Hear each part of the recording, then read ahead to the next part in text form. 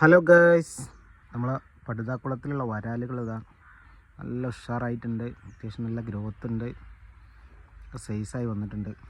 അപ്പോൾ അതിൻ്റെ കൂട്ടത്തിലേക്ക് നമ്മൾ നാടൻ മുഷു നമ്മൾ കുളം തേകിയപ്പോൾ അവിടുന്ന് കുളത്തുനിന്ന് കിട്ടിയ നാടൻ മുഷുവാണ് ഇതാ. അപ്പോൾ ഇവനെയും കൂടി ഇവിടെ കിടക്കട്ടെ, അങ്ങനെ സൈസാവും നമ്മൾ പ്രതീക്ഷിക്കാം. കാരണം തീറ്റൊക്കെ എടുക്കൽ തുടങ്ങിയാൽ പിന്നെ അവനങ്ങ് സൈസ് ആയിക്കോളും. വയ്ക്കാം വയ്ക്കാം വയ്ക്കാം.